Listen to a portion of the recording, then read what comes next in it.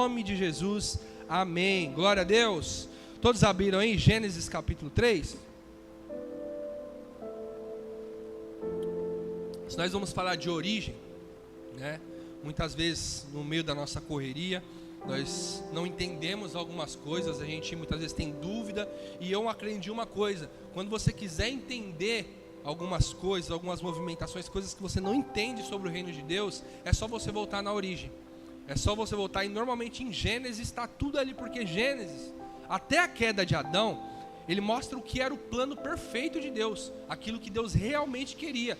Depois acontece a queda, Deus vem com um plano para restaurar o que se perdeu. Mas ali em Gênesis, no início, você vai ver o plano inicial de Deus para o homem. Amém? Todos abriram aí? Antes de ler Gênesis 3, aqui nem precisa abrir, é só para contextualizar. Eu quero que você entenda que nós vamos falar aqui, e o tema dessa ministração hoje é a origem do relacionamento. Nós vamos falar sobre relacionamento com Deus, amém? E eu quero que você entenda que o relacionamento que nós temos com Deus não é um relacionamento de patrão e funcionário, é um relacionamento de pai e filho. Só que quando a gente fala isso, muitas vezes passa pela nossa mente que a filiação, a paternidade são fundamentos para a nova aliança. São fundamentos que depois que Cristo morre na cruz, e realmente, quando Cristo morre na cruz, nós recebemos o Espírito testifica no nosso espírito que somos filhos. Porém, nós vamos ver, como eu falei, na origem, uma coisa muito interessante aqui, ó, Lucas capítulo 3, versículo 38, não precisa abrir, deixa em Gênesis aí, ó. Eu sempre gosto de usar essa palavra, eu quero que você guarde isso, se algum dia você precisar falar para alguém. Ela é uma árvore genealógica de Jesus que vem voltando. Vem Jesus, depois vem Davi, depois vem Abraão, e vai voltando, e quando vai chegando em Adão, está escrito assim, ó, 38, Lucas 3, 38 diz assim, ó, filho de Enos, filho de Sete, filho de Adão, e este filho de Deus. Então o que nós vemos nessa palavra é que o primeiro homem que foi criado pelas mãos do Senhor, e eu sempre falo isso, alguém aqui já pode até ter ouvido eu falar isso, mas ele foi criado para ser filho, e não para ser uma criatura, e não para ser um fantoche, não para ser alguém que Deus ia mandar. Não, Deus criou o homem para ser filho. O primeiro homem criado, Adão, era filho de Deus, e Deus queria se relacionar com esse homem como se fosse um filho, ir até ele, conversar com ele. E agora nós vamos entender aqui em Gênesis capítulo 3, que o relacionamento que Deus tinha com Adão era um relacionamento pleno. Repita comigo: relacionamento pleno. Relacionamento pleno. Amém? Olha o que está escrito aqui em Gênesis capítulo 3, versículo 8. Ouvindo o homem e a sua mulher os passos do Senhor Deus, que andava pelo jardim quando soprava a brisa do dia, esconderam-se da presença do Senhor Deus entre as árvores do jardim. Uma coisa que a gente vai ver aqui, que está muito claro aqui, é que eles ouvem os passos de Deus, do Senhor. Tem teólogos que vão falar que é Jesus, mas independente do que for, você vai entender que eles, no seu sentido natural, porque a audição é um sentido natural. Hoje nós ouvimos a Deus no Espírito, amém? Nós ouvimos Deus através do seu Espírito. Deus até pode vir com uma voz audível, falar com você, mas Deus vai se comunicar normalmente com nós através da palavra e através do seu Espírito. Mas Adão, ele tinha um relacionamento tão pleno, como eu disse aqui, com Deus, que eles ouviram os passos de Deus. Você imagina você estar na sua casa e você falar, Deus, ajoelhar ali no quarto secreto e falar, Deus, eu quero falar com você, e daqui a pouco você ouve a porta batendo, tá, tá, tá, tá. E aí daqui a pouco você ouve a maçaneta abrindo e você ouve alguns passos e sente alguma coisa sentando do seu lado. Tem pessoas que dizem que já tiveram experiências assim. Mas Adão, ele tinha isso como coisa diária. A palavra vai dizer que em Gênesis Deus trazia os bichos, Deus trazia. Você imagina comigo, eu tenho uma mente muito fértil, então às vezes eu fico imaginando. Você imagina Deus trazendo a cabritinha? Ó, esse aqui, Adão, que nome que você acha que você vai dar para isso daqui? Ah, vai ser cabrita. Que nome legal, Adão, legal. Agora, daqui para sempre vamos chamar de cabrito isso aqui. E esse daqui, ó? Ah, esse aqui vai ser elefante. Imagina Deus, um relacionamento de pai para filho, porque Deus podia ter colocado o nome em tudo. Ele podia ter colocado, ó, Adão, isso aqui é tal. É um relacionamento tão pleno, a ponto de Deus pegar uma criatura que ele fez do pó e dar para ele a autoridade a ponto de falar, escolhe o nome. Ou seja, seja participante da minha criação. Olha o nível de relacionamento que Adão tinha com Deus. Porém, é fatídico o dia em que uma serpente conversa com a mulher, e aí ela come do fruto, e ela dá para o marido, e aí o homem cai. Quando o homem cai no Éden, ele perde esse lugar de relacionamento direto com Deus. Ele é tirado do jardim, colocado ali os querubins com espada, todo mundo já sabe a história. Ele é afastado desse relacionamento. Amém? Mas a vontade de Deus, ela sempre foi se relacionar diretamente com o seu povo. Mesmo depois da queda, nós vamos ver, é claro, depois que Cristo vem e morre, nós temos agora o livre acesso, nós vamos falar sobre isso. Mas eu quero que você entenda que Deus, mesmo na velha aliança, Ele queria se relacionar com o seu povo. Ele queria se relacionar com o seu povo diretamente. Mas o que aconteceu? Por que Deus queria se relacionar com aquele povo, mesmo afastado, e Ele não conseguiu? Foi culpa de Deus? Não. Vamos entender por quê? Abra sua Bíblia aí em Êxodo capítulo 20. Vamos entender o que aconteceu, que Deus, mesmo querendo se relacionar com o homem caído, não deu certo. O que será que aconteceu?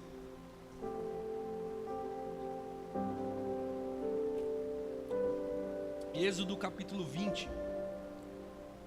versículo 18.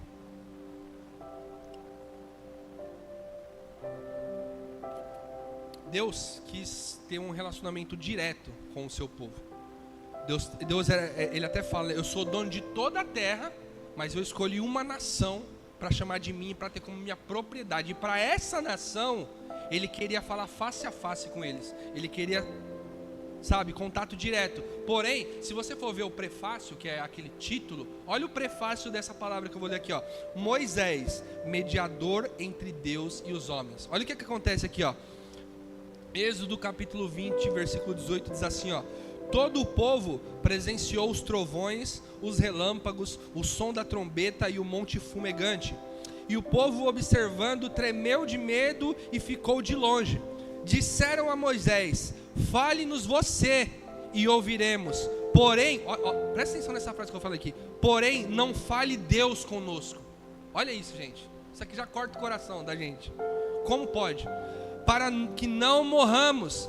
Moisés respondeu ao povo: não tenham medo, Deus veio para provar vocês e para que o seu temor esteja diante de vocês, a fim de que vocês não pequem. O povo estava de longe, em pé. Moisés, porém, se aproximou da nuvem escura onde Deus estava. Se a gente vai ver o contexto dessa palavra, um pouco antes, se você for ver o comecinho ali, Deus fala sobre os 10 mandamentos. Deus está dando os 10 mandamentos para aquele povo.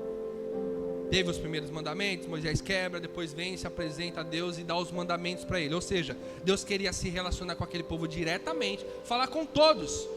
Deus não queria falar com Moisés para Moisés ir lá falar com o povo. Mas o que o povo falou? Moisés, vai lá e fala você com Deus. E aí depois você me falar, Deus não precisa falar com a gente, Ele fala com você, tá tudo bem. Porque eles tiveram medo de Deus. Eles não entenderam que naquele momento Deus estava dando fundamentos que eram para forjar diretamente o caráter deles.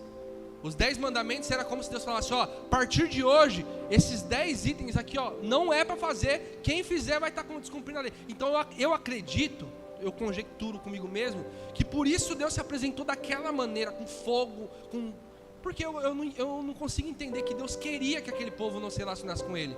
Mas eles não entenderam a movimentação. Talvez, da próxima vez, Deus viesse de outra maneira mais tranquila. Mas eles tiveram medo e não quiseram se relacionar com Deus. Amém? Aí, ó, nos versículos anteriores, Deus veio trazer os 10 mandamentos. Eu quero que você abra sua Bíblia em Hebreus capítulo 10. O que fala esse versículo? Muitas vezes hoje, né, homens, né, que não estão muito interessados em ter um relacionamento com Deus, porque eu não vou dizer que dá trabalho, mas ter um relacionamento com Deus exige tempo, exige preparo, exige que você, busque isso. A palavra vai falar assim, ó: se vocês me buscarem de todo o seu coração, vocês vão me encontrar. Só que buscar de todo o coração não é só vir para a igreja. Buscar de todo o coração não é só você, quando tiver o culto, que você levantar a mão e falar: Deus, eu estou te buscando aqui de todo o coração. Não, isso vai exigir uma vida de busca, uma vida de relacionamento. E isso dá trabalho, né? Então muitas vezes a gente escolhe o caminho mais fácil, que é o caminho o quê? Qual que é o caminho que a gente escolhe que é o mais fácil? eu quero que vocês abriram aí, Hebreus 10. Olha o que Deus queria, né? Porque aquele povo falou: Moisés, vai lá você e fala. Não precisa a gente estar lá, você depois intermedia.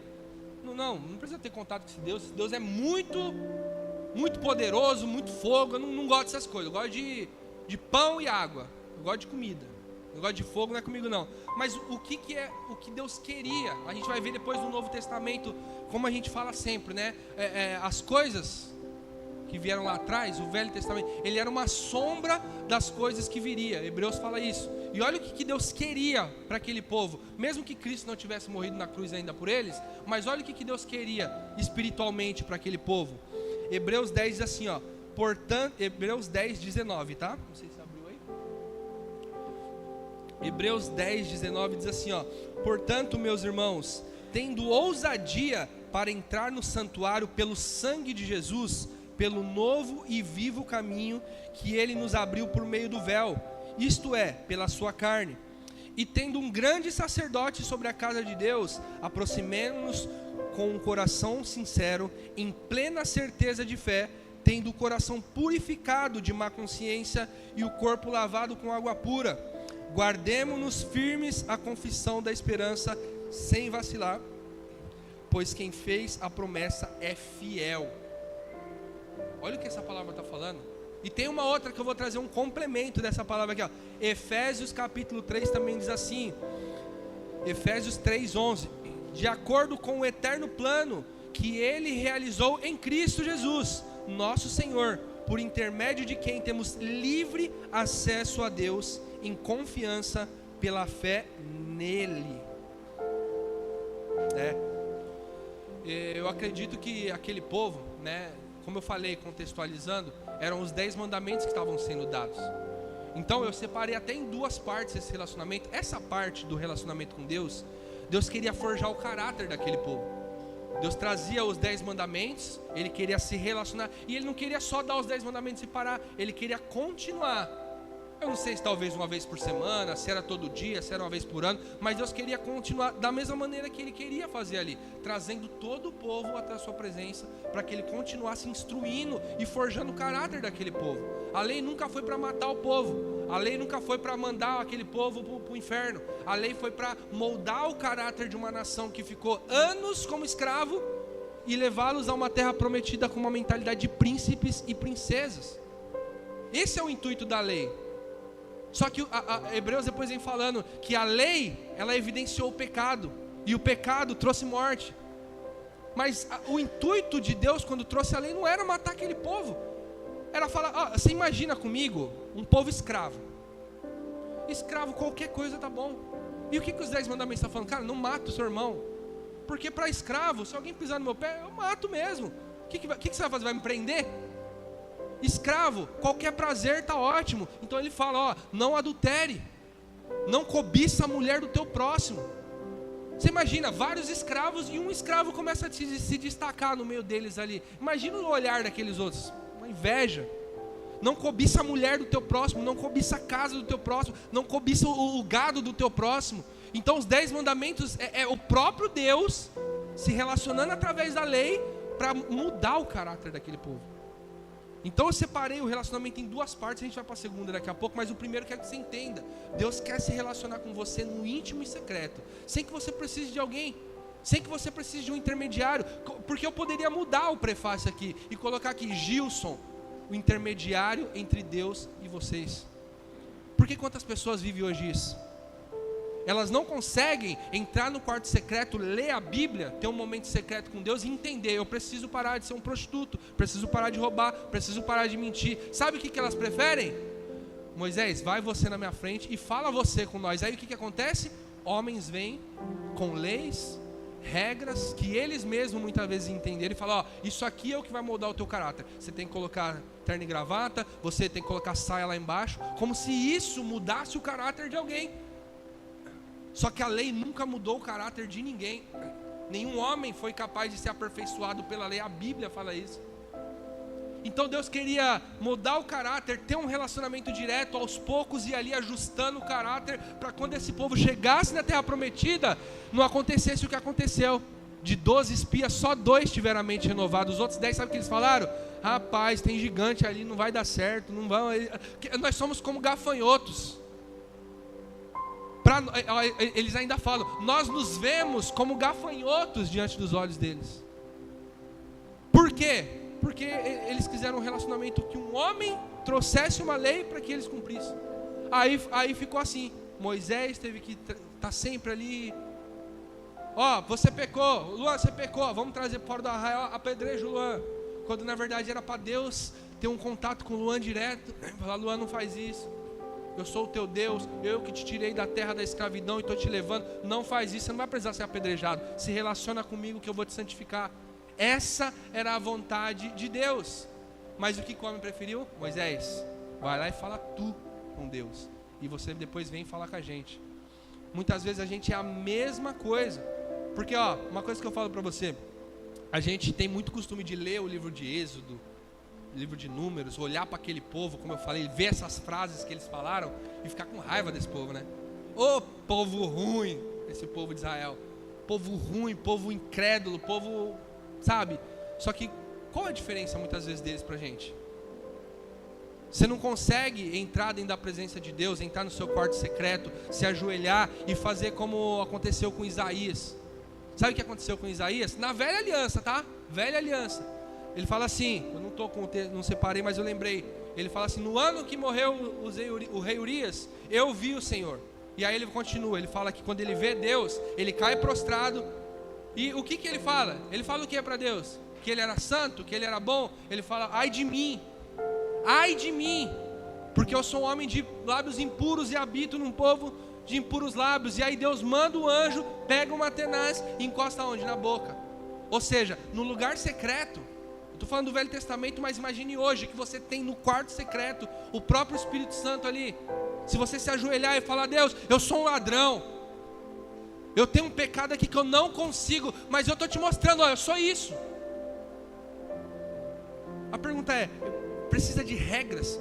O pastor Gilson precisa deixar uma cartilha, o novo livro da lei da tenda para que você não peque. Você não pode trair sua mulher, senão você vai pegar banco. Aí você vai parar de trair sua mulher porque você está com medo de pegar banco e não porque você ama a Deus. É isso que a lei faz com a gente. Ela faz você obedecer a Deus não por amor a Ele, mas por medo. Você imagina, sendo que Deus queria forjar o nosso caráter através de um relacionamento e de amor. Porque eu creio muito que Deus desceu com coluna de fumaça, mas Deus foi bom o bastante para dizer, Moisés, não deixa ninguém passar desse ponto aqui, quem passar vai morrer. Ou seja, parece que Deus estava sendo ruim porque quem passasse ia morrer, mas Ele estava sendo bom em dizer, Moisés, só até aqui, não deixa eles passarem. Deus não podia não ter falado nada. E eles descobriram na hora. Deus já parece que Deus ficou bonzinho no Novo Testamento. Não, Deus sempre foi bom, sempre foi um pai buscando um relacionamento com o seu povo. Porém o povo preferiu sempre intermediários. E esse é um ponto que eu quero falar sobre relacionamento, porque muitas vezes a gente olha pra gente acha que a gente é imperfeito para fazer a obra, a gente é imperfeito para falar de Jesus, a gente é imperfeito para cumprir o nosso propósito. Sabe por quê? Porque muitas vezes a gente não consegue entrar num lugar secreto, e o quarto secreto ele é um desses lugares, mas muitas vezes é no seu trabalho, lá varrendo o chão. Quantas vezes eu lá onde eu trabalho, lá varrendo o chão, daqui a pouco eu começava a lembrar de coisas que eu fiz, de coisas que eu errei, e eu começava a chorar, e o próprio Deus vinha me exortar. O Espírito Santo ele não te acusa, mas ele fala, cara, o pastor falou sobre isso, você comeu uma comida estragada, não come mais isso, cara, não está te fazendo bem. Não é o Espírito Santo quem te acusa é o diabo, mas o Espírito Santo ele faz você lembrar da justiça, ele testifica que você é filho. Então nós temos um lugar de relacionamento perfeito para a gente moldar o nosso caráter. Um lugar secreto na nossa casa, e aqui uma casa de amor que não te cobra nada. Ninguém aqui põe uma arma na sua cabeça mandando você fazer nada. Aqui ninguém chega para você e fala, se você não fizer isso daqui, se você não der dízimo, você não é membro. Gente, eu estava falando com a Flávia desses dias, gente, muitas vezes a gente está num ambiente perfeito para se desenvolver espiritualmente. Perfeito! Você consegue entender o que é perfeito? Ninguém te cobra nada. Apesar de que você aqui não é cobrado, mas você é impulsionado a fazer. Você é ensinado que você é filho e que tem um governo para você. Mas se você falar para mim, Silas, eu não quero fazer nada. Pergunta, quem aqui já ouviu alguém falando, cara, se você não fizer nada, que você não presta?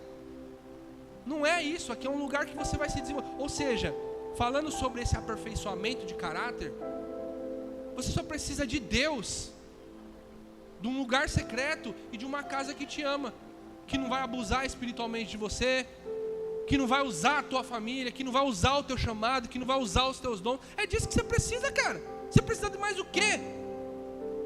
Ah, Silas, mas eu já estou há 2 meses na tenda e nada mudou. Gente, quantos anos um homem de Deus leva para ser aperfeiçoado? Quantos anos leva para que Cristo seja formado em um cara pecador? E, sabe, eu falo de mim. Olha quantos anos que eu estou caminhando. Eu já estou há 5 anos aqui na tenda. Às vezes eu olho para mim, eu dá vontade de pedir a bênção para o pastor. Eu falo, pastor, eu queria estar tão mais à frente. Eu queria estar tão mais aperfeiçoado em Cristo. Mas Deus sempre fala para mim, Silas, você está no processo. Sendo moído. A hora que eu vejo uma imperfeição no vaso, eu quebro o vaso. Eu faço de novo. Só que às vezes, muitas vezes a gente não tem nem paciência com Deus. Porque Deus, Ele vai tratar você por processos. Só que a gente não quer processo. Sabe o que a gente quer? Um homem colocando uma algema na nossa mão e falando, se você fizer isso aí, você pega banco. É mais fácil. Mais fácil, mas não é o correto. Deus não quer que ninguém pare de fazer algo por medo de ir para o inferno. Gente, vocês acham que Deus quer que vocês parem de pecar para ir para o inferno? Ou para que vocês sejam tão santos e irrepreensíveis diante dele? E santos não quer dizer perfeição. Que quando alguém olhar para você vai falar, cara, eu vejo Cristo em você. O que você acha que Deus quer? Medo ou relacionamento? Alguém chuta aqui o que Deus quer? Eu acredito que Ele quer o relacionamento. Amém? Vamos para a próxima? Está todo mundo amém aí? Só ouvi um amém meio de longe, assim meio no horizonte. Palavra de reflexão. Olha aqui. Abra sua Bíblia aí em 1 Samuel capítulo 8. Como eu falei, eu separei em 2 partes. A primeira parte é o relacionamento que Deus tem direto com você para gerar o teu caráter, para te aperfeiçoar e para te tornar, trazendo a figura daquele povo, de um povo escravo que viveu na escravidão, para príncipes e princesas que vão tomar uma terra por herança. Esse é o primeiro passo. Agora tem um outro passo. Depois que você entra nessa terra, porque teve um povo que entrou, a outra geração entrou, e eles entraram. E qual era o objetivo agora daquele povo ali? Governo. Eles não tinham que lutar por nada, eles só tinham que tomar posse e governar aquilo que Deus deu por herança para Abraão. Olha que legal. Olha que legal. Eles não tiveram que... Sabe, a Jericó era uma das cidades temidas, totalmente fortificada. Eles não precisaram matar ninguém. Eles só... uma volta por dia durante 7 dias. No último dia 7 voltas. Acabou, tocou a trombeta. Brrr. Gente, vocês imaginam o que é isso? Então agora o próximo passo, depois do aperfeiçoamento, depois de Deus querer um relacionamento direto, e que infelizmente não deu certo com aquela geração, Deus queria se relacionar com a outra geração. Para quê? Para que eles governassem aquela terra segundo o que Deus queria. Deus era o rei daquele povo, amém? Eles tinham rei? Não tinham. Eles tinham juízes. Mas depois, olha o que acontece com o Deus que queria se relacionar, governar aquele povo, e queria que eles tomassem e governassem aquela terra que eles deu por herança para os seus antepassados. Abriram aí 1 Samuel capítulo 8, versículo 4. Esse texto aqui, cara, eu estava ouvindo, eu tenho a Bíblia ouvida no meu celular, às vezes eu estou no trabalho, eu coloco para ouvir lá. Cara, eu não consigo sentir nada quando eu leio essa palavra, a não ser tristeza, cara. Eu fico triste quando eu ouço isso aqui, cara. Mas é como eu falei, né? A gente às vezes acha que eles eram ruins, mas muitas vezes isso aqui se aplica a nós. Olha o que está escrito aqui, ó. Então, todos os anciãos de Israel se congregaram e foram falar com Samuel em Ramá. Eles disseram: veja, você está ficando velho e os seus filhos não andam pelos seus caminhos.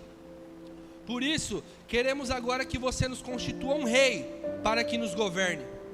Olha o começo como acontece em todas as nações. Mas Samuel não gostou dessa palavra quando disseram: dê-nos um rei para que nos governe.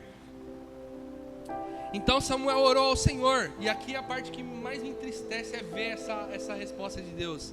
E o Senhor disse a Samuel: atenda à voz do povo em tudo o que lhe pedem, porque não foi a você que eles rejeitaram, mas a mim, para que eu não reine sobre eles. Meu Deus, é isso não, meu Deus, gente. Que povo ruim, né, esse povo de Israel? Ô povo ruim. Agora a pergunta é: como isso se aplica a nós? Porque como eu falei, o primeiro relacionamento era para aperfeiçoar aquele povo, e agora era um relacionamento que Deus queria ser o rei deles, que eles não tivessem rei como as outras nações. As outras nações tinham reis que iam na frente, que batalhavam por eles. Só que quem era o rei daquele povo? O próprio Deus era o rei daquele povo. E aí, você imagina Deus ouvindo falar: Deus, a gente não quer que você reine sobre nós. Eles não falam, eles não verbalizam isso, mas eles claramente, está implícito no que eles fazem. Eu quero um rei. Igual gente, imagina uma nação que Deus escolheu entre toda a terra, um povo pequeno, um povo nômade, que Deus pegou e falou: isso aqui vai ser minha propriedade, eu vou fazer uma grande nação. Chega lá na frente, eles falam: eu não quero um rei, eu quero um homem, eu quero carne e osso, como todas as outras nações. Eles invejaram nações ímpias, idólatras, pagãs, e eles começaram a almejar a movimentação de governo daqueles povos. E aí é a receita para o fracasso, né? Vamos ver aqui, ó. Olha o que está aqui, ó. Abra sua Bíblia em Romanos capítulo 8, 14. Romanos 8, 14.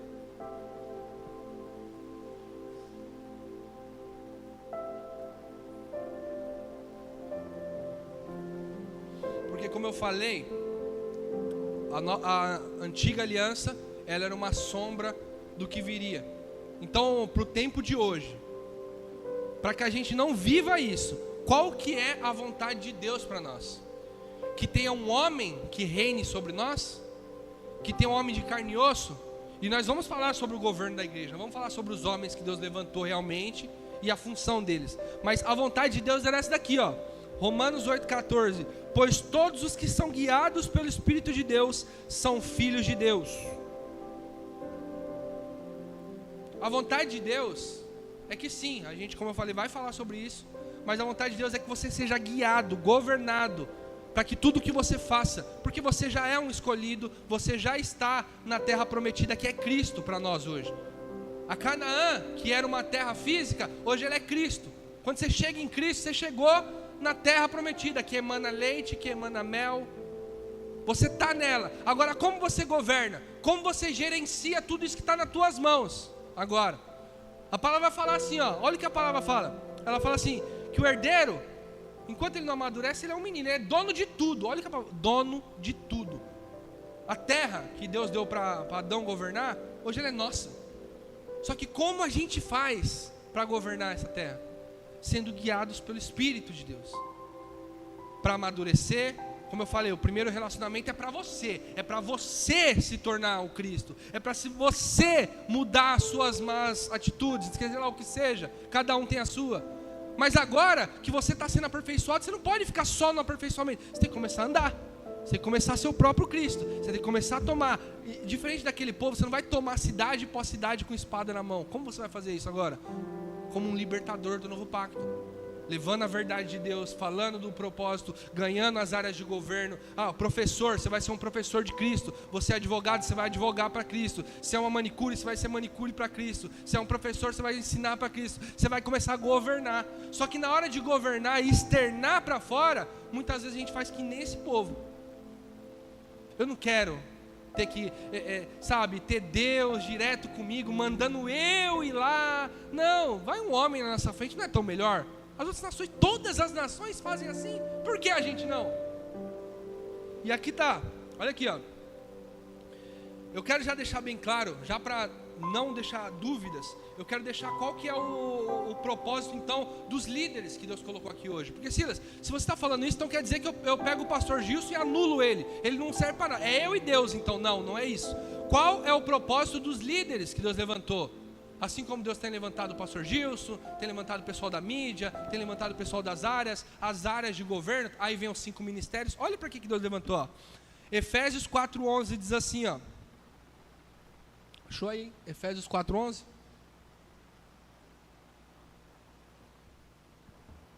Silêncio, gente. Vocês estão bem, gente? Tá todo mundo bem aí? Tá todo mundo ainda nessa dimensão? Tá todo mundo tá onde? Amém? Ó, Efésios 4 diz assim: Ele mesmo concedeu uns para apóstolos, outros para profetas, outros para evangelistas e outros para pastores e mestres. Para quê, Silas? Para eles governarem, manipularem a nossa vida? Não. Com vista ao aperfeiçoamento dos santos, para o desempenho do serviço, para a edificação do corpo de Cristo, até que todos cheguem à unidade da fé e do pleno conhecimento do Filho de Deus, ao estado da pessoa madura, à medida da estatura da plenitude de Cristo.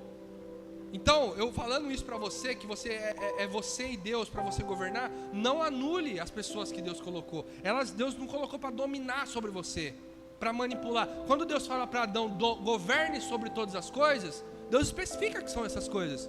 Os peixes, os pássaros, os animais que rastejam, sobre as plantas, sobre tudo. Deus falou alguma vez que você tem que dominar sobre pessoas? Então pessoas você não domina, pessoas você não governa, pessoas você serve e aperfeiçoa. Esse que é o papel de um líder. Esse é o papel de alguém que Deus levantou na terra, sim, de carne e osso, falho e pecador que nem você, que nunca vai ser santo. Não espere perfeição de ninguém que está aqui, mas Deus levantou para isso. E não para que ele seja o seu dono, não para que ele faça tudo. Você, para fazer qualquer coisa, você precisa pedir. Porque aqui, ó, eu coloquei até aqui, ó.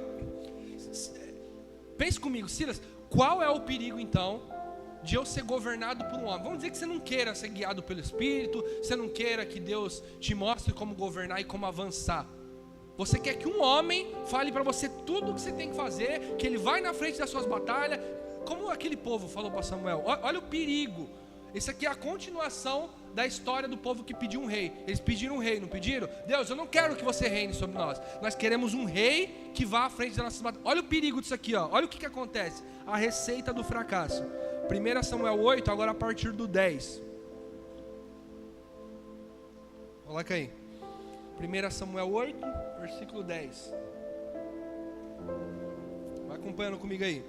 Samuel relatou as palavras do Senhor ao povo, que lhe pediu um rei, dizendo, ó, preste atenção em tudo que eu vou falar aqui, preste muita atenção, em cada ponto, em cada aspecto.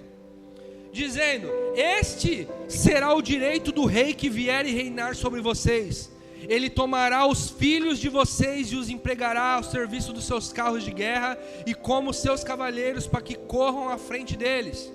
Ele porá alguns de vocês como capitães de 1000, como capitães de 50 e outros para lavrar os campos dele, e fazer as suas colheitas, e outros para fabricar armas de guerra e equipamentos para os seus carros. Olha isso aqui, ó. Tomará as filhas de vocês para serem perfumistas, cozinheiras, padeiras. Agora isso aqui é muito terrível. Tomará de vocês o melhor da lavoura, das vinhas e dos olivais, e dará aos seus servidores. Ou seja, ele vai pegar o melhor que você tem e vai dar para os menorzinhos da casa dele. Ele vai arrancar, vai começar a arrancar. Vocês não querem rei? Vocês querem rei? Vocês querem um homem? Ele vai, ó, esse é o direito. Samuel, ele colocou num livro qual que era a linha de governo daquele reino. Vocês querem rei? Essa é a lei de quem quer rei. Vocês querem se relacionar só com homem? Vocês querem um homem dominando sobre você? É isso que você vai ganhar. Ficará com a 10ª parte dos cereais das uvas que vocês colhem, para dar aos oficiais e aos seus servidores. Também tomará os servos e as servas de vocês, os melhores jovens e os melhores jumentos de vocês, e os empregará no seu trabalho. Ficará com a 10ª parte dos rebanhos de vocês, e vocês serão seus servos. Então, naquele dia, olha isso aqui. Olha isso aqui. Então, naquele dia, vocês clamarão por causa do rei que vocês escolheram. Mas o Senhor não ouvirá naquele dia. Porém o povo não atendeu à voz de Samuel, que disse, não queremos. Porém, olha, depois de Samuel falar tudo isso, olha o que o povo ainda fala. Porém o povo não atendeu à voz de Samuel e disse, não, queremos um rei sobre nós. Gente, olha, para ser bem sincero, esse aqui é o destino de toda pessoa que tira Deus do centro do governo da sua vida. Como eu falei, vai ter um homem de carne e osso como pastor, como alguém que te discipula, alguém que é próximo, que vai te ajudar, que vai falar, cara, eu acho que é isso. Ele vai te aperfeiçoar, ele vai muitas vezes te exortar, te admoestar, ele vai puxar a sua orelha. Pastor, quantas vezes já puxou minha orelha? Já teve vezes, e eu agradeço a Deus, que o pastor olhou na minha cara. E sabe o que ele tem coragem de falar, gente? Você é um moleque, cara. Dura essa palavra. Cara, pra quem é homem, sabe o que eu estou falando. Alguém chega e fala, cara, você está sendo moleque nessa atitude. Cara, nossa, se eu ouvir isso, se você engolir, falar, ele deve estar falando com o meu bem, porque se não for com o meu bem, dá vontade da gente, né?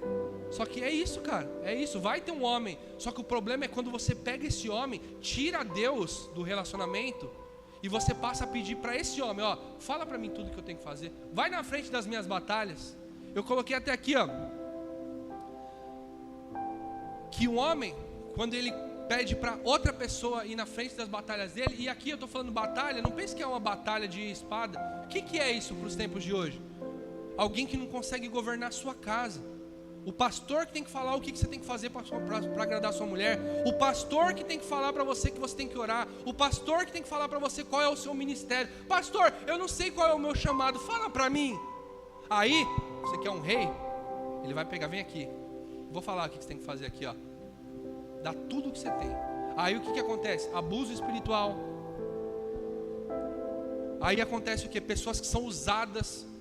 Ué, mas estão me abusando. Mas você quis um homem reinando sobre você. Você não quis o Espírito de Deus dentro de você, te guiando nas áreas que você tem. E o homem fazendo o complemento disso, que é te aperfeiçoar. Você quis um homem fazendo tudo. Então aí eu falo para você, você não quer um homem te governando? Esse homem muitas vezes...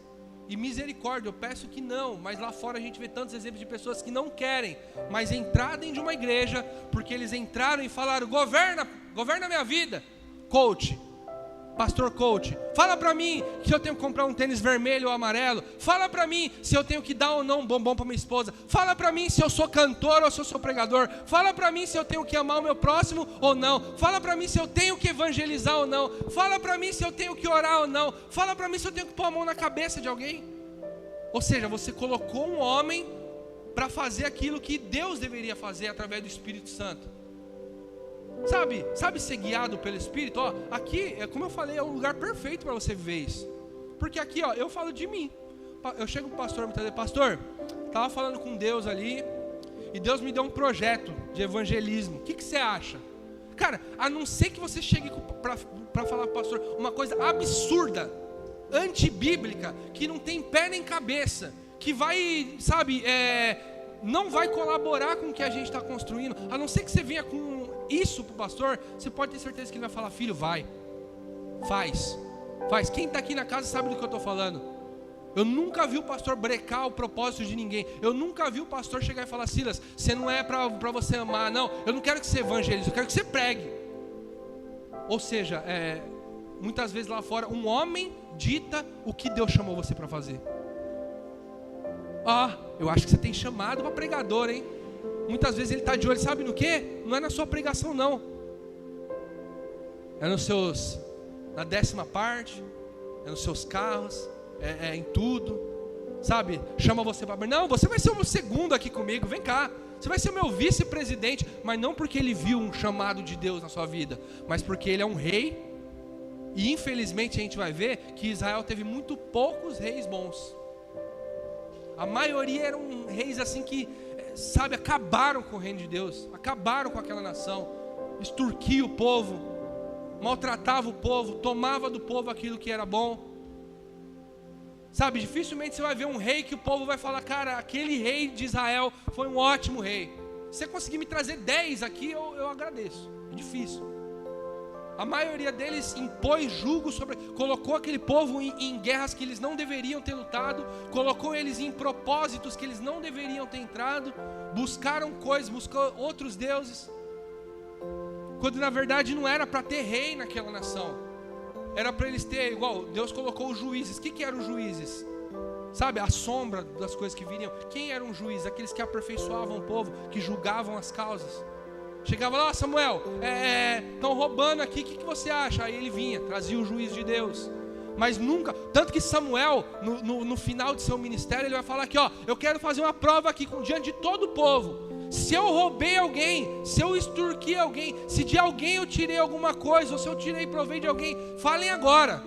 E todo o povo proclamou: Samuel, você não nos tomou nada. Então os juízes que Deus constituiu, porque Deus fala: eu constituí juízes entre vocês. O que Deus constituiu é bom. Agora o que o homem pede dentro do seu coração, muitas vezes é mal e vai trazer dano lá na frente. Então, falando sobre o relacionamento, voltando a falar sobre o relacionamento, Silas, o que você me sugere então? Abra sua Bíblia em Mateus 6, versículo 6. Essa é pedrada, hein? Essa é...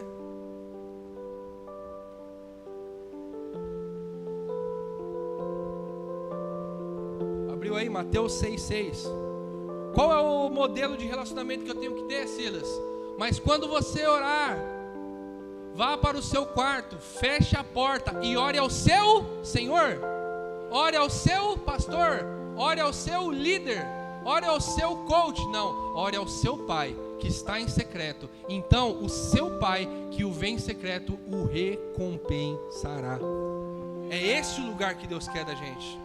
É esse o lugar de liderança, é esse o lugar de governo, é essa figura que nos instrui, que nos guia, que fala para você quem você é. Sabe por que talvez você não sabe o que você é? Porque você nunca entrou no quarto secreto para perguntar: Deus, para que o Senhor me chamou? Você colocou nas mãos de um homem com um olhar humano. O que você acha que eu sou? Aí ele vê que você fala legal lá, vê que você sabe ler umas verdades, você é pregador. Mas às vezes você não é pregador, às vezes você é evangelista, às vezes você é profeta de Deus, às vezes você é mestre, às vezes você sabe pregar, mas o seu negócio é ensinar. Às vezes você está querendo pregar, cantar, porque tudo isso aqui é lindo, parece ser lindo, né?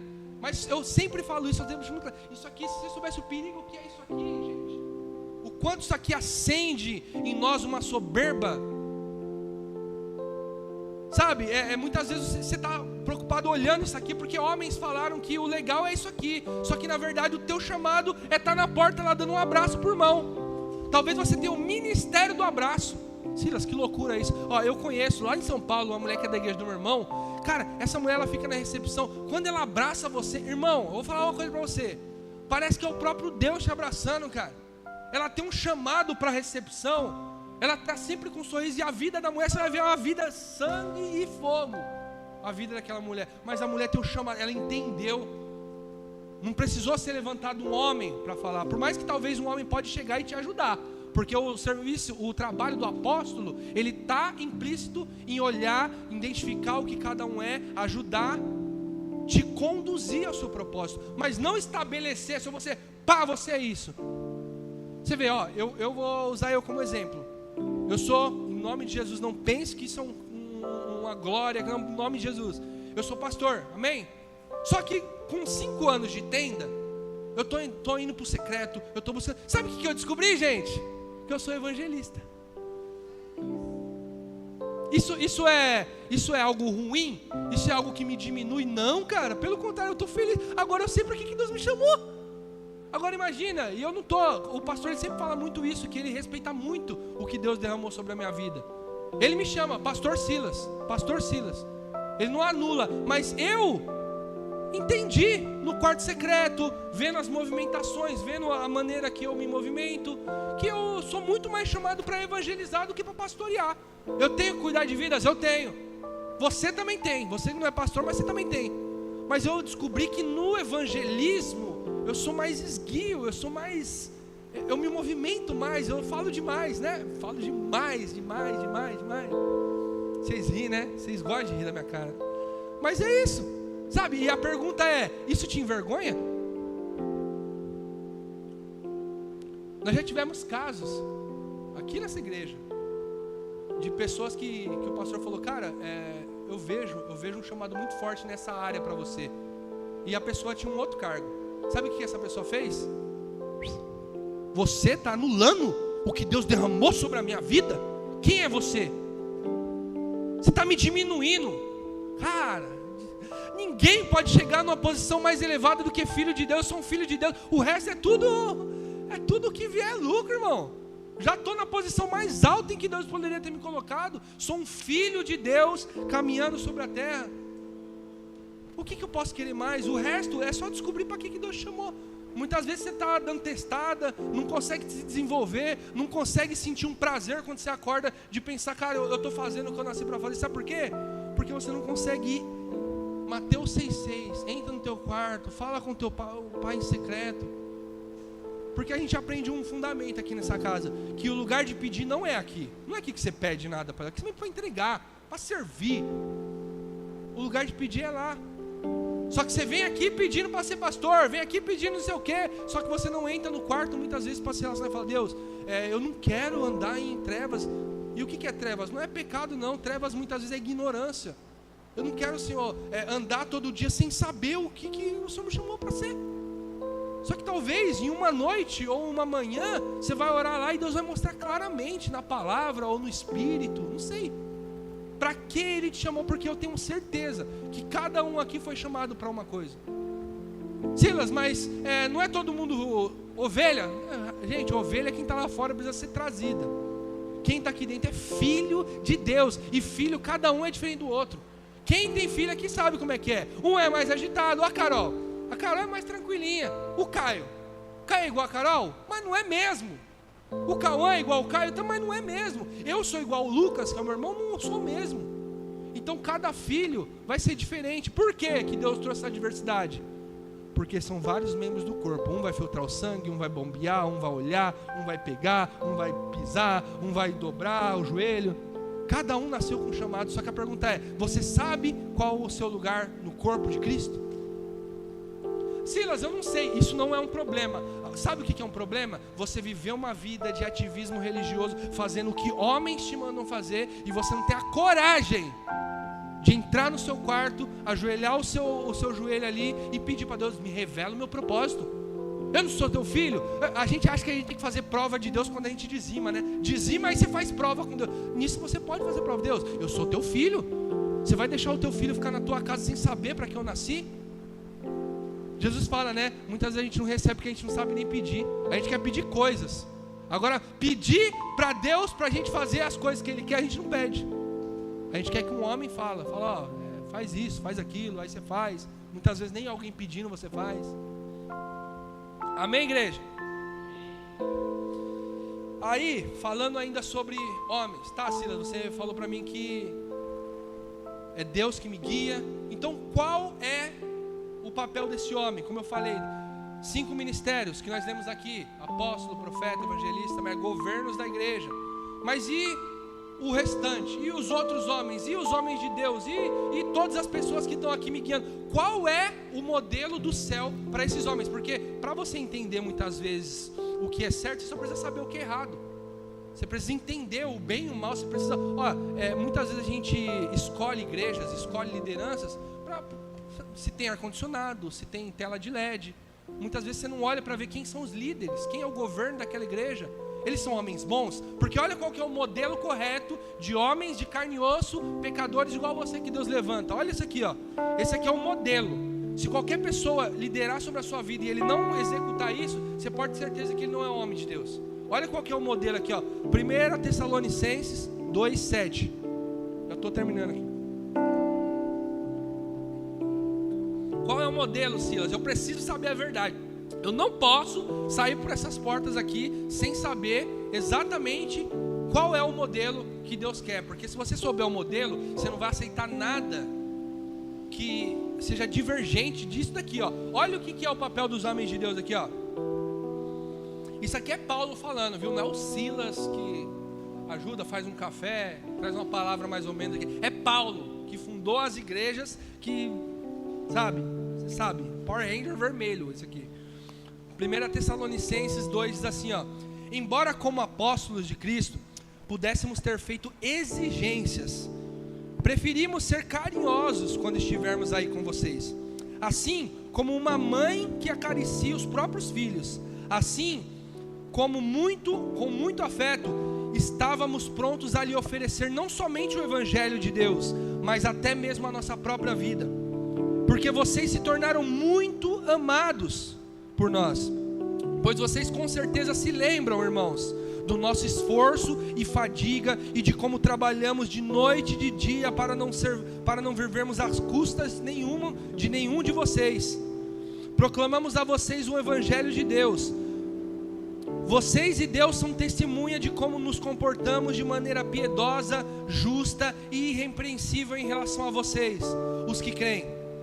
E vocês sabem muito bem que tratamos cada um de vocês como um pai trata o seu filho, exortando, como eu falei aqui, ó, olha o que os homens de Deus têm que fazer na sua vida, ó, exortando, consolando, admoestando vocês a viverem de uma maneira digna de Deus, que os chama para o seu reino e a sua glória. Esse é o modelo de uma liderança no novo pacto. Esse é o modelo de um homem de carne e osso, pecador igual você, para você entender. Guarda isso aqui, anota o versículo, porque se você vê alguma coisa fora disso, pode ser até aqui nessa casa, se você vê alguma coisa fora disso, você pode ter certeza que não foi Deus que levantou.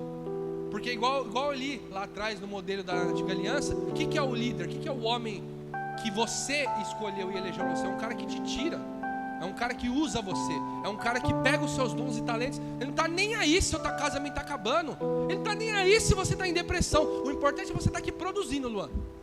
Carol, enquanto você estiver tocando isso aqui, você está ótimo. O dia que você parar de tocar isso aqui, para mim você não é nada. Ah, você pecou, descobriram um escândalo sobre a Carol aqui. O que a gente faz para proteger a denominação? Vaza. Você não é nada. Agora o que Paulo falou aqui? A gente cuidou de vocês como se fosse. Eu não estou aqui. Olha que Paulo. Eu não quis dar para vocês só o evangelho, né? Só a solução para. Eu não dei para vocês só a solução, mas eu estaria disposto a dar minha própria vida para vocês. E eu não estou colocando isso sobre mim, até porque eu sei que quem exerce sobre a minha vida é o meu pastor. Quem exerce sobre... Eu não sei quem você vê como a sua figura de liderança. A gente é uma casa paterna, onde tem um pai que cuida dos filhos e que está ajudando os filhos a se tornar os novos pais. Vocês entendem? Não é para dominar, não é para tomar os seus bens, não é para usar o seu chamado, é para servir você até que você chegue na estatura, até que quando olharem para o Luan, vejam Cristo. Até que a Carol se torne tão parecida com Cristo que quando olharem para ela, vão ver Cristo, não vão ver a Carol. Até que, e não só, vem, dá dízimo, dá oferta. E não está preocupado se você está se desenvolvendo, não está preocupado se você está orando em casa, não está preocupado se seu casamento está bem, não está preocupado se seus filhos estão nas drogas, não está te ajudando em nada, só está fazendo como aqueles reis. Dá tudo, o melhor que você tiver, você dá. O resto você usa para fazer o que você bem entender. Talvez você... Isso não é uma pregação para você sair daqui mal, tá? Não é. É uma pregação para te mostrar a verdade e para que a verdade ela gere vida em você. Então talvez você... Realmente, Silas, eu não coloquei a minha confiança no Senhor. Eu não tive esse lugar de relacionamento tanto para me aperfeiçoar quanto para governar. Eu tenho uma solução para você aqui. Se você identifica aqui em qualquer uma dessas áreas que a gente falou, você se enquadra. E eu, preparando essa pregação, muitas vezes Deus falou para mim, ó, toma cuidado que isso aqui você precisa melhorar, hein? Porque a palavra de Deus, quem prega, primeiro a gente apanha em casa da palavra. A palavra primeiro ela mói você. Aí depois a gente apanha em família, né? Acho que é assim que é o modelo. Mas olha a solução para você, se talvez você se perdeu desse relacionamento. A gente vai ter uma conferência que vai falar sobre a origem. Só que se você não tiver relacionamento, se você não voltar à origem do relacionamento, você vai vir só ocupar uma cadeira nessa conferência. Então talvez você vai ter uma semana para voltar. Voltar para onde, Silas? Apocalipse, capítulo 2, versículo 4. Ele diz assim: tenho porém contra você o seguinte: você abandonou o seu primeiro amor. Lembra-se, pois, de onde caiu, arrependa-se e volte à prática das primeiras obras. Ou seja, volte à origem do relacionamento. Volte para o lugar secreto, volte para o lugar, e eu vou ressaltar que não é só o quarto que é um lugar secreto. Talvez é lavando a sua louça ali. Sabe, lembra daqueles momentos que você chorava? Lembra daqueles momentos que você caía no chão dentro da sua casa? Você não precisava de um culto, você não precisava de um ministério de louvor, você não precisava de um bom pastor, você só deitava no chão lá e baba com catarro, misturado com o seu choro e com com o seu clamor e você sentia o renovo de Deus, só que talvez faz muitos anos que você não sente isso. E aí eu vou te falar, volta para a origem, vai lá para Gênesis, volta para os seus primeiros atos. Não estou falando sobre atos de fazer, talvez é atos de você deitar no chão, tirar a roupa, ficar nu lá na presença de Deus, só você e Deus no quarto secreto, falar: Deus, é isso aqui que eu sou, um falho, pecador, mas eu não quero ser isso, porque o Senhor não chamou eu para ser isso. E aonde a gente vai encontrar esse lugar? Eu volto lá em Mateus 6,6. Você, quando orar, não estou falando se você decidir, quando você orar, porque você tem que orar, entra no teu quarto, fecha a tua porta, gasta um tempo comigo ali, cara. Por que você está com pressa? Você está querendo ganhar dinheiro, você já sai de casa numa loucura, num turbilhão, você não para perguntar para mim: o que eu quero hoje? O que eu quero hoje? Talvez Deus vai falar para você aí, ó, tem um mendigo lá na rua X, não sei o que, ele vai estar com roupa tal, só que muitas vezes você não quer nem ouvir a voz de Deus. Você quer o quê? Que chegue sábado para o pastor Gilson trazer aquela palavra que vai te alimentar. Só que é muito pouco se você depender só do Gilson para ter a palavra, gente. Se você depender desse ministério lindo, maravilhoso de louvor para cantar uma música, você está morto, cara. Você só sente a presença de Deus aqui. Gente, você só esqueceu de cair, mas você já está morto. Mas isso não é uma palavra para te destruir, é uma palavra para te trazer verdade. Então eu falo, volte à prática das primeiras obras. Volte ao lugar de relacionamento. Tem até aquela música que é da cabana, né? Voltar a uma cabaninha simples. Voltar a um lugar secreto, onde era só você e Deus, onde não tinha microfone, onde não tinha pregadores, apóstolos e coaches. Era só você, um homem de carne e de osso, que carrega a eternidade, o próprio Espírito de Deus e o próprio Pai que está dentro do teu quarto. E muito mais do que dentro do teu quarto, ele está dentro de você, cara. Sabe, ele tem cheiro. Adão podia ouvir com seus ouvidos o passo do Senhor andando pelo Éden, mas você pode ouvir isso dentro de você hoje. Você pode ouvir a voz do próprio Deus falando: cara, hoje eu quero que você fale com aquele cara. Hoje eu quero que você seja mais ousado no seu trabalho. Hoje eu quero te usar. Silas, aonde você vai me usar na pregação? Não, lá embaixo da ponte, lá tem um homem chamado hoje eu passei ali, não sei se vocês sabem onde é a roda gigante lá. Eu fui comprar um material na Raito, vou dar só um testemunho aqui. E aí, olha pra você ver como que é. Passei lá de moto, tava pegando material, eu vi um morador de rua numa caçamba pegando lixo e comendo. Gente, aquilo me deu uma aflição tão grande, uma tristeza. E o Espírito Santo falou pra mim: vai lá e me alimenta. Eu falei: gente, como assim? Vai lá e me alimenta. Aí ali tem o mercado do Rock, não sei quem sabe onde é o Rock. Eu parei no Rock, comprei umas bananas, uns negócios simples lá, um suco, coloquei na sacolinha dela. Eu estava em horário de serviço, ainda fiquei morrendo de medo. Falei: Deus, será que eu estou pecando, Deus? Porque se meu supervisor vê eu voltando, eu não estou no caminho. Mas amém, vamos lá. Eu dei a volta, eu falei: irmão, eu estou vendo que você está comendo aí, mas toma um café da manhã para você aqui. Sabe o que ele falou para mim? Eu falei: Jesus te ama. Sabe o que ele falou para mim? Eu sou diácono. Há 5 anos atrás, eu estava casado com uma pastora. Aí eu perguntei para ele: cara, mas e aí, o que aconteceu, cara? Ele só fez isso e começou a chorar. Eu mudei a vida daquele cara? Não, mas talvez uma sementinha. Talvez depois de amanhã ou daqui 2 meses ele vai lembrar de mim e vai buscar uma igreja. Não é sobre a tenda, gente, em nome de Jesus. Não é sobre a tenda, é sobre o reino de Deus. Ele não precisa vir servir aqui, ele só precisa estar na eternidade. Imagina, gente, vocês imaginam eu chegar lá no céu e eu ver esse cara e ele falar para mim: Silas, depois daquele dia eu nunca mais te vi, mas depois daquele dia eu mudei a minha vida. Eu estava falando com o Leandro, sabe por que muitas vezes a gente não faz as coisas para Deus? Porque a gente quer resultados físicos, a gente quer ver a nossa denominação cheia, a gente não olha para as coisas eternas. A gente não está construindo na terra coisas eternas. Eu não estou dando meu dízimo aqui porque a Bíblia fala que lá vai ter um memorial das minhas ofertas. Eu dou porque eu quero dinheiro. Eu não estou ganhando pessoas porque eu quero encher a tenda e a tenda se tornar gloriosa.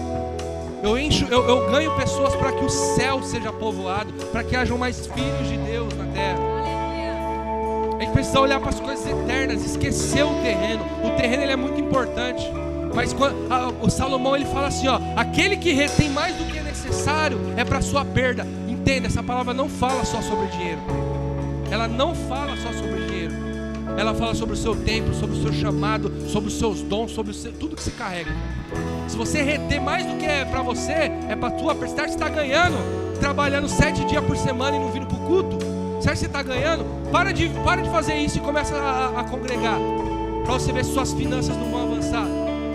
Eu garanto para você, baseado na palavra, que se você fizer isso, cara, as coisas vão acontecer. Só que a gente quer, muitas vezes, que homens governem, e muitas vezes a gente quer que a gente governe a nossa vida. Fique de pé, apaga a luz aí pra mim, pastor, por favor. Fique de pé.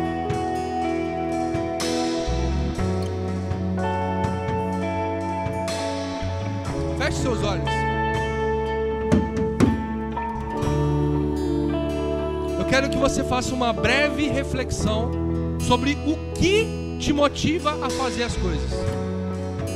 Quem te motiva? Quem faz você vir para o culto no horário? Quem faz você não faltar nos cultos? Quem faz você evangelizar? Quem faz você orar? Quem faz você ler a Bíblia? Quem te move? Quem te governa? Quem é o rei sobre a sua vida? Quem está sentado no trono da sua vida?